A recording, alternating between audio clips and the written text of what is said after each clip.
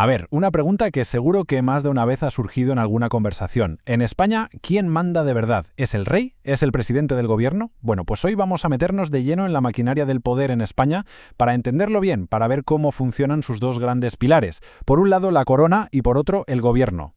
Para desenredar todo este lío, lo mejor es empezar por la figura que todos conocemos, la más visible, ¿no? El rey. Y es que, a ver, estamos en el siglo XXI. ¿Qué hace exactamente un rey hoy en día? ¿Es simplemente una figura simbólica, casi decorativa, o de verdad tiene algún poder real? Pues aunque a muchos les pueda chocar, la respuesta está escrita, y bien clara, en la Constitución. La ley fundamental le da al monarca 3 funciones muy concretas. Y ojo porque tienen mucho más que ver con el simbolismo y la representación que con mandar en el día a día. Vamos a verlas. Primero, es el símbolo de la unidad del Estado, la imagen que representa a todo el país. Segundo, actúa como una especie de árbitro, ¿sabes? Alguien que modera y se asegura de que las instituciones funcionen correctamente.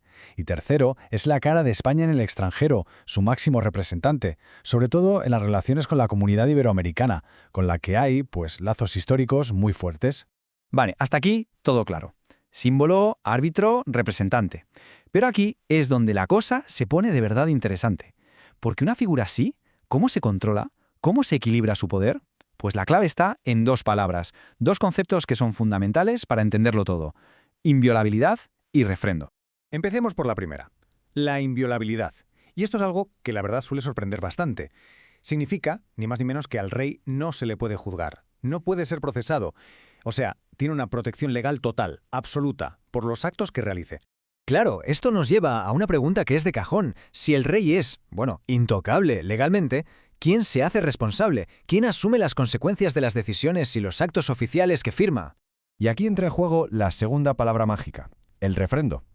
El refrendo es básicamente el mecanismo que soluciona este dilema. Es una especie de contrafirma, una firma de validación, que es obligatoria para casi cualquier cosa que haga el rey en sus funciones. Y esto, en la práctica, es absolutamente crucial. Miren cómo funciona. El rey realiza un acto, como sancionar una ley, pero para que ese acto sea válido, alguien del gobierno, ya sea el presidente, un ministro o el presidente del Congreso, tiene que firmar debajo. Y en el momento en que pone su firma, esa persona asume toda la responsabilidad legal. El rey, por tanto, queda totalmente exento. Ahora bien, ¿hay alguna excepción? Sí, una.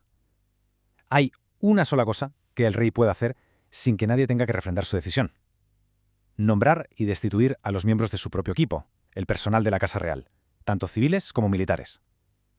Ahí, y solo ahí, tiene total autonomía. Entonces, tenemos una figura que está protegida, pero que no tiene responsabilidad directa por sus actos. Y claro, esta figura no se elige, se hereda. Así que vamos a ver ahora cómo funciona esto de la sucesión al trono, que tiene unas reglas, la verdad, muy específicas y bastante curiosas. La cosa va así. La línea de sucesión es muy estricta. Sigue el principio de primogenitura, es decir, el primer hijo o hija nacido hereda. Pero, y este es un pero muy grande y que viene de muy atrás, hay una preferencia del varón sobre la mujer. Esto significa que si un rey tiene un hijo y una hija, aunque la hija sea mayor, el heredero sería el hijo. Un punto desde luego bastante polémico hoy en día. Vale, pero ¿qué pasa si la persona que hereda el trono es menor de edad, o si, por lo que sea, queda incapacitada para gobernar? Pues la Constitución, que está en todo, también tiene una respuesta para esto, y para solucionarlo crea 2 figuras distintas y muy importantes. Y aquí es súper importante entender la diferencia, porque no son lo mismo. Por un lado está la regencia. El regente es la persona que ejerce las funciones de jefe de Estado, el poder político, en nombre del rey. Esto pasa cuando el monarca es menor o está incapacitado. Y por otro lado está la tutela. El tutor o tutora es solo el guardián legal del rey mientras es menor de edad. No tiene poder político. O sea, uno gobierna en su nombre, el otro lo cuida. Son 2 papeles completamente diferentes. Bien, ya hemos visto la figura del rey. Reina, pero como hemos visto, no gobierna. Entonces la pregunta es, ¿dónde está el poder de verdad? El del día a día. Pues ese poder reside en la relación, a veces muy tensa, entre el gobierno y el parlamento. Y es precisamente ahí, en ese equilibrio, donde se juega la partida y donde un gobierno puede caer. En un sistema parlamentario como el español, todo, absolutamente todo, gira en torno a una palabra clave: confianza. Un gobierno necesita tener la confianza del Parlamento.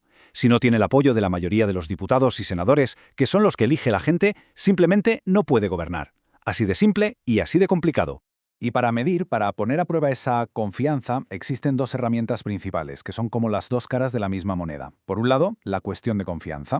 Esto es cuando el propio presidente del gobierno va al Congreso y pregunta: «Oigan, ¿todavía confían en mí y en mi programa?». Y por el otro lado tenemos la moción de censura, que es justo al revés. Es el Parlamento el que toma la iniciativa para intentar echar al presidente y poner a otro en su lugar.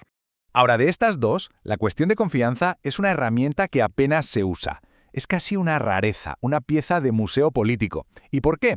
Pues piénsenlo, es una jugada de altísimo riesgo. Si un presidente la presenta para demostrar su fuerza, pero resulta que la pierde, está obligado a dimitir en el acto. Nadie se la juega así, como así.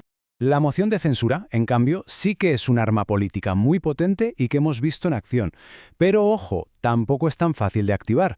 Para ponerla en marcha hace falta un apoyo mínimo. Por dar un ejemplo concreto, en la Comunidad de Madrid se necesita la firma de al menos el 15% de los diputados. Esto evita que se esté usando todo el rato y garantiza que solo se plantee cuando hay una alternativa seria.